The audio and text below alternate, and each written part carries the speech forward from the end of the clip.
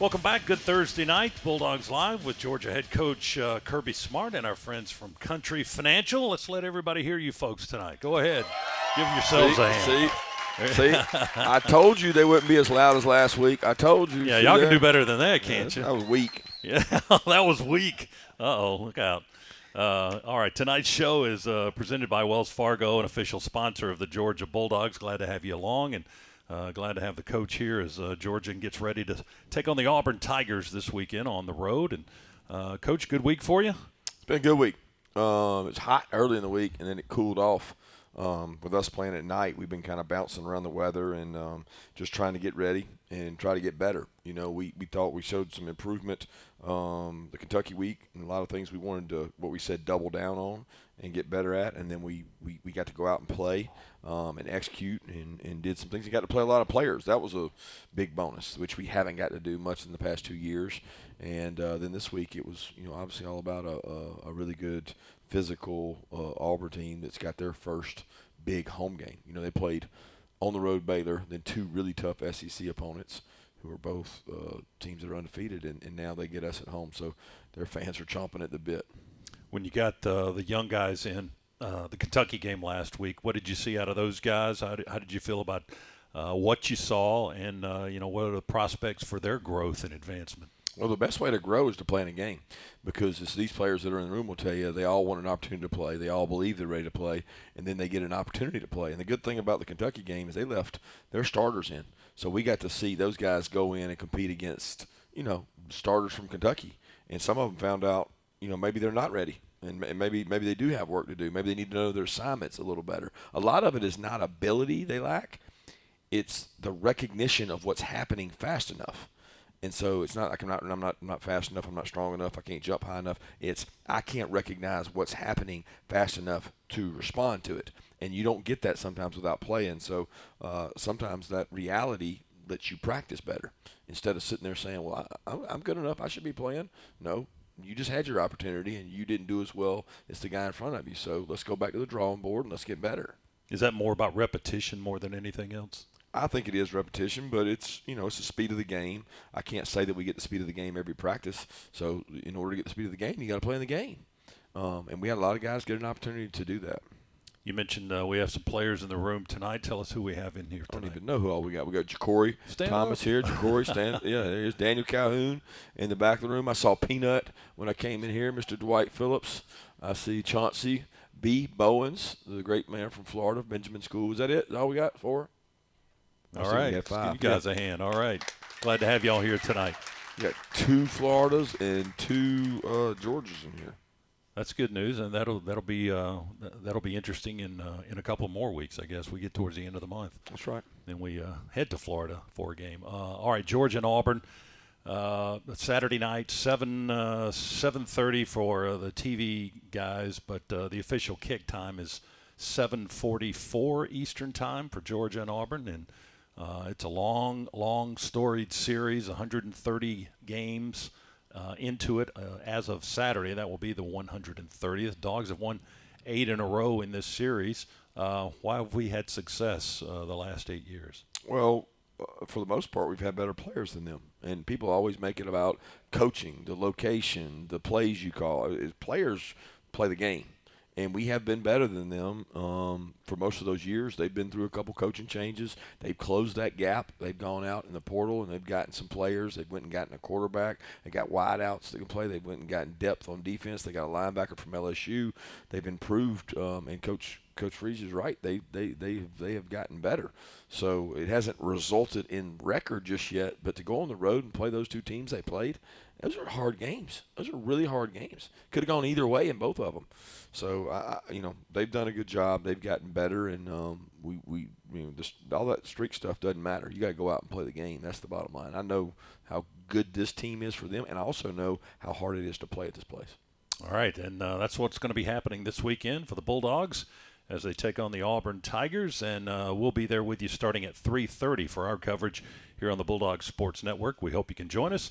We'll get to your questions for Coach Kirby Smart via the social platforms, #AskCoachSmart, And we'll take some questions from our audience as well. Our friends from Country Financial are here tonight, and glad to have you folks in the building. We'll step aside for just a moment and come back for the questions for Coach Kirby Smart right after this. Bulldogs Live continues in a moment on the Bulldogs Sports Network.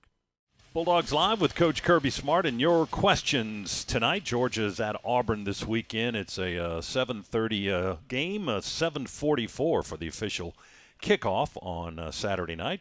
And dog fans, be sure to check out the G Shop at georgiadogs.com for exclusive releases of Nike Game Day official apparel, just like the coaches wear. Visit georgiadogs.com and the G Shop today. All right, let's grab another question from our audience. Our friends from Country Financial are here tonight. And we've got Lucas with a question. Hi, Lucas. Welcome to the show. Hey, thank you. My question was, what qualities do you look for in a player that go beyond talent or stats? That goes beyond talent or stats. I would say the latest quality we look for is the FPE. So that's not talent and that's not stats. That's totally what's inside you, in terms of fire, passion, and energy. I'm starting to see that there's a lot of kids that don't love football. They love what football brings them. They love the opportunity to go to the NFL. They love the money that comes with it, but they don't actually love the game and what the grind is, and it is a grind. And so I think that's the measuring stick for me. I quit just watching tape and saying, oh, look, he's big, he's fast. Does he love football? Because he won't make it here if he doesn't. And that's what I look for. Thanks. Lucas, thanks for your question. Appreciate you being here tonight. Let's grab one from hashtag Ask Coach Smart. David from Dunwoody, Georgia. Does it worry you that Auburn had a bye week last week? Worry me? I can't control that. So I try my best to keep my worries on things I can control, like what time am I getting up in the morning? What am I going to do when I get in the office? Can I watch this? Can I watch that? Do I have time to do this? Can I meet with this player? Those are things I worry about that I can control. What I can't do is control that.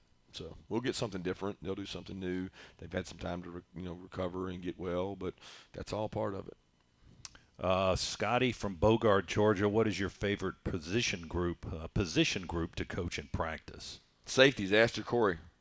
It's my favorite spot to get back there with Ja'Cory and those guys. Is that right? It's the position group that I worked at. So that's where I like to keep my eyes and get to be back there with those guys and try to help them out. Ja'Cory's giving you a thumbs up on that one. He loves it when I'm back there. He's just glad Coach Muschamp's not here to yell at him.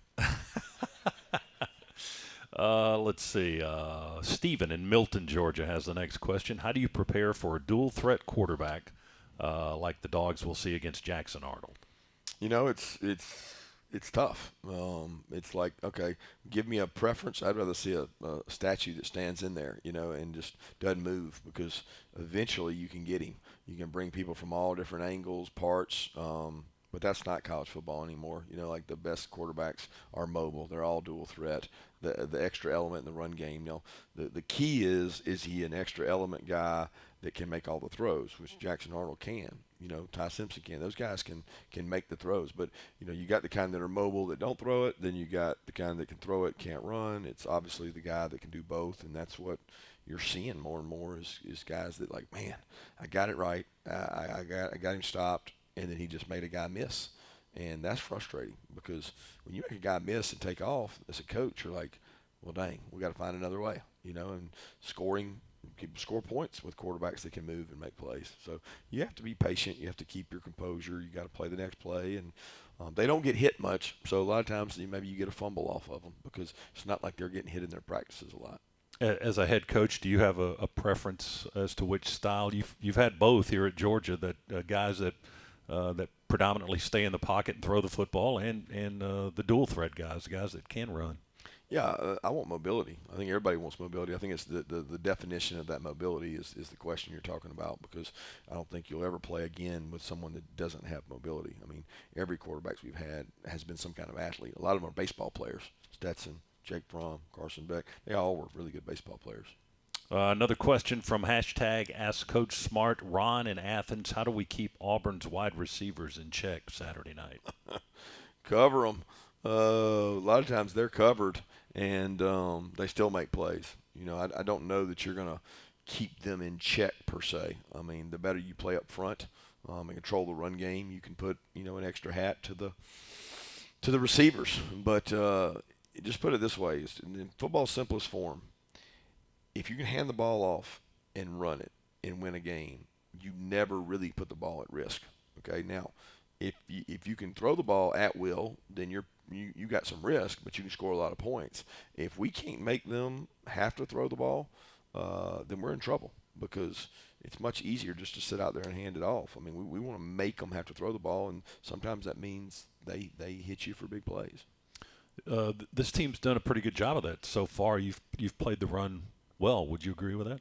We have played the run well. We have not played the pass well. So that there's a give and take in that, right? How much can you give away at one area to give to the other area to try to do it? And we've done it well in spurts. So it's not that we're not capable of doing it. I go back, and there's a 3-4 series at Tennessee where we covered really well, and then there's series we didn't. And then there's the same way at Alabama. In the second half, we covered well. We didn't really in the first half. So we have to find a way to be more consistent at doing it, because we've proven we can do it. We just haven't done it repeatedly. Georgia and Auburn Saturday night. That's our look ahead, brought to you by the Governor's Office of Highway Safety. The penalty for getting a DUI can cost up to $10,000. That's why the Governor's Office of Highway Safety says drive sober so you won't get pulled over. We will step aside for just a moment and get back for more questions for Coach Kirby Smart. Hashtag Ask Coach Smart on social, and we'll take some questions from our friends from Country Financial, our audience here in Athens tonight. Back in a moment on the Georgia Bulldogs Sports Network. That's the place to go. All right, we're taking your questions for Coach Kirby Smart on social platforms, hashtag Ask Coach Smart, and we're also taking some audience questions tonight from our friends at Country Financial. And our next question is from Jen. Hi, Jen. Welcome to the show. Hi. Thanks for having me. Go ahead with your question. Coach Smart, what is your favorite pregame ritual or superstition, if you have one?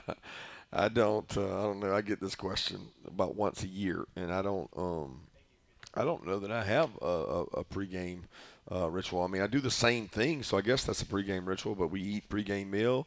We go over and meet with recruits. We get ready to go play. I mean, I really don't have a superstition or a pregame ritual that I stick to. I do the same thing all the time. I go through the same protocol of checking the wind, walking the field, which way we want to kick, coin toss, officials, tendencies. There's a lot of things that we go through, but I don't know that it's like a superstition of any kind. It's a checks and balances that we follow. Does that answer it at all? Jen, thanks for the question. We appreciate it. I used to get a lot of questions about what do you listen to before games. Do you listen to music or any of that? I don't ever have my headphones now, so I don't always get to. If I have a long bus ride, I will, so I don't have to listen to my son ask dumb questions. I'll fake like I got noise playing and go to sleep, but not usually. I don't. There's no real music, anything I listen to. It's usually a mixture of things. What's an example of some of his questions? Just what he's usually telling me what's going on in other games, which I don't want to hear, because he's on his phone and this team's winning, that's winning, somebody's getting upset, they're losing, he's doing good, he's doing bad, just about other teams, which is just clutter to me. I don't really want to hear or think about it until our game's over. Do you have to tell him that? It's like, tell me, let's have this conversation after the game. I try to tell him in a nice way, but he doesn't always hear. All right, hashtag Ask Coach Smart for more questions for the coach. Brock in Valdosta, Georgia. Were you excited to see Auburn as one of our consistent opponents moving forward? I mean, it's a hard question to answer, right? I mean, am I excited to see him? Is that what he asked? Yes. Were you excited? I'm not. I mean, there's nobody. You can't pick anybody in the SEC and say, "Oh man, I wish we'd gotten them," because like everybody's good. There's not a team in the SEC. Everybody, like all the media, everybody tries to make this outcry that like, oh, well, this team's not very good. They're all good. They're capable of being even better next year, because it doesn't matter if you don't have players right now. You can go get them for next year. And if you get the right guy, you can catch a lightning in a bottle and go be great. So I'm trying to be as consistently as good as we can. And I'm not concerning myself with anything that I don't control, and I have zero control over who they give us. Now, did I expect to get Auburn as a permanent? Yeah. I mean, 130-year history. Yeah. Probably be some people upset if they didn't. But they had to break some tradition somewhere, because you weren't going to be able to play them all So that's ours in Florida and then South Carolina. That's the 3 we got. Do you like the way the game is changing a little bit? I mean, just for this little thing here with the schedule, but things with the portal, things with the payments and NIL and all of that stuff. I've said it repeatedly. I am so happy that the players are able to make money off name, image, likeness, and make money as players. That is such a good thing because so many of these kids' families don't get to come to games. I just hope that it's not the greatest earning power they ever have, because I want them to be able to move up and go through life in a progression of working hard and growing and getting paid for the work you do, and they can be successful in the real world. I am very, very concerned about the generation of players that come out of college sports, college football, not necessarily other athletics, because other athletics don't make the same money that basketball and football players do. That there's going to be a group of them that are going to struggle to be successful in real life because they are not going to get $150,000, $200,000 in their first job after college. Okay, and when they don't, they are going to be disappointed and they're going to struggle. I think that's hard on people. I think the mental health that it brings and the pressure, I think that's bad. I am completely glad. I wish that they could put that money away and that we would hand it to them the day they finish here, and they get that money. I just feel like there's a lot of waste there. Like they don't save it. They don't take care of it, no matter how much we educate them. That's my concern. Beth in Atlanta, Georgia, wants to know how happy did it make you to see Dylan Bell have such a great game last week? Oh, it was awesome, man. The kids worked so hard, and like so many of our players have been in this program 4 years. Been here 4 years, busted his butt for Georgia. I mean, think about the plays that guys made in big games, and to go out and be able to do that and have some things. He had some things not go his way early. We would call a play that would be a big play for him, and it just didn't work. I mean, whatever happened, they were in a different defense, and it was like, dang, when's Dylan going to have? And then all of a sudden he had 2-3 really good plays, and he didn't pout, he didn't cry, he just kept grinding. Good to see him have that success. Beth, thank you for that question. We appreciate it. Hashtag AskCoachSmart is how you send them to us on social media, and we'll do more of that right after we take a timeout here. We'll get to some more questions, too, from our audience. Our friends from Country Financial are here in Athens tonight. So we'll step aside for this timeout, come back for more with the coach right after this on the Bulldogs Sports Network. And we are taking questions for the coach tonight as Georgia gets ready for the Auburn Tigers this weekend on the road. And our friends from Country Financial are here. Let's grab a question from our audience, and this is Wyatt. Welcome to the show, Wyatt. Go ahead with your question. Thank you for having me. Coach, I just want to ask, as a young man, what daily habit has been the biggest driver of your success in your career? I would probably say my what's important now kind of morning time. Like when I get up, first thing I think about is what's important now, what am I doing now, like what's the schedule for the day. I try to write things down when I first get in the office of things I want to accomplish that day, and I can't say that I do it daily, okay, but the days that are my most effective days in terms of time management, what am I trying to get done, I feel overwhelmed, I got too much to do, and I got too little time, and I'm too backed up, what's important now, jot them down and start knocking them out. And then I feel better when I get those things knocked out because I'm like, you know what, I accomplished more. I got this list and I checked off 7 things. So I don't know that I've got the best daily habits because I feel like it changes seasonally. But in season, it's usually involving around our team.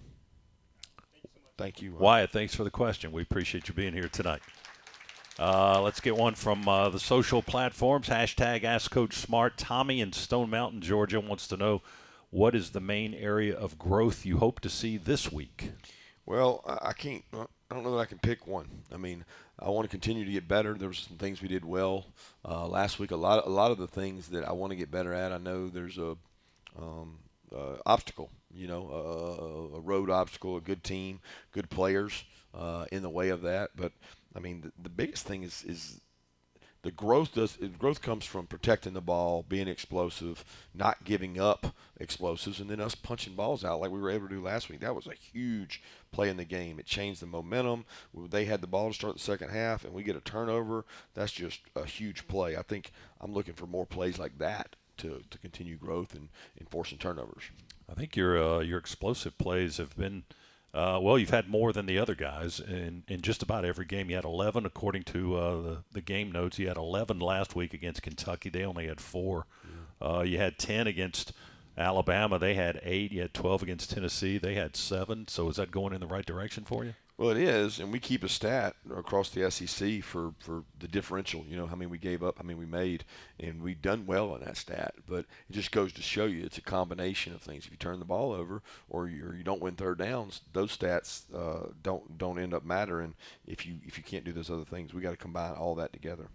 Lucas in Bethlehem, Georgia wants to know, he says, it seems Oscar Delp showed speed on his reception last week. How do we get him more involved? That was awesome. It was great to see him some burst and really cut loose and go. And, when he can make those plays and make people miss and turn yards after the catch into positives, that's huge. I mean, I think the easiest thing everybody thinks to do is just throw it to the tight ends. If the defense dictates that to you, then you can do that. If they play man-to-man, a lot of times the tight end's not open. When they play zone and he spots up and catches it and takes off, it looks like a great play. It's a great play when that works, but it's not always that way, and they don't always play the same defense, and you got to have guys that are winners in all coverages. You've got tight ends, too, that do have that speed, like Oscar, and Lawson has speed, and then you got big Elias Williams, who's a huge target for you at tight end.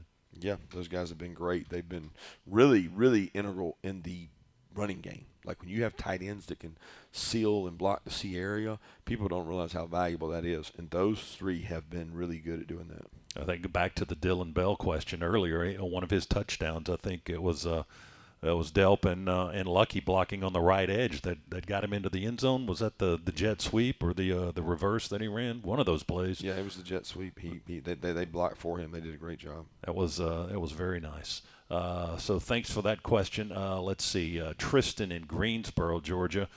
Are we showing progress in practice developing our pass rushers? Yeah, that's one of those things that we've been trying to develop since last spring. I mean, it didn't like it just started. We knew we had a lot of guys go to the draft. We lost a guy in the portal, and so we tried to go out and attack it in the portal and get guys. But we also tried to grow our players and get our players better to be able to do it. It's something we're going to continue to work on. It's not something we take lightly. We're trying to get better at it. The best thing we can do to do that is get in third and long. Second best thing we can do is be able to get our rushers on the field. People don't understand. They don't allow you to do that sometimes. You can't just, play these guys and put them out there. Well, it's not that easy. They don't play on first and second down where it's either or run downs. They can't be out there at third downs in some games because you don't always get to sub. So that's something we're trying to work hard on and get guys in one-on-one opportunities and then go win when we get those one-on-one opportunities. We've also played two teams that absolutely get the ball out faster than anybody in the country. And it doesn't matter if they fall down and don't block you, you're not getting a sack. So you got to be careful about how you judge it. A lot going on every week. More of that this weekend in Auburn, Alabama, as the Dogs take on the Auburn Tigers Saturday night. We'll be with you starting at 3:30 for our coverage of Bulldogs football, and the official kick time is 7:44 Eastern. We've got one more segment with Coach Kirby Smart before we turn it over to Hondo and the Bulldogs All-Stars at 8 p.m., so stay with us for that. We'll take a timeout right now and come back for a final segment with the coach. This is Bulldogs Live with Coach Kirby Smart on the Georgia Bulldogs Sports Network. All right, let's grab a question from our friends from Country Financial here in our final segment. And this is Rich. Hi, Rich. Welcome to the show. Go ahead. Thank you so much. Coach Smart, Georgia has built such a strong culture of accountability and leadership. How do you identify which players are ready to step into that leadership role each year? Yeah. The off season helps me do that. So we have an off season that is rigorous. So from the time the last game ends, we have skull sessions, we have workouts, we have morning workouts, we have weekends, we have retreats, and we try to build a culture of like acceptance and openness and get kids to talk. And then by the time we get in those little sessions, you start kind of getting the identity of who the guys are that are comfortable talking and confronting and are okay with the standards and will uphold the standards. And so we use that January, February, March, really April, where spring practice kind of ends. We use those 4 months to identify and start saying, okay, these are the guys we think that can lead us and do the right things. And then by the time the season starts, that's solidified, and those become our leaders. Thank you. Rich, thanks for your question. Thank you for being here tonight. And thanks to our friends from Country Financial. That's going to do it. Coach, good luck in Auburn this weekend. Have a good trip and a good result. Go Dogs. All right, that's Coach Kirby Smart.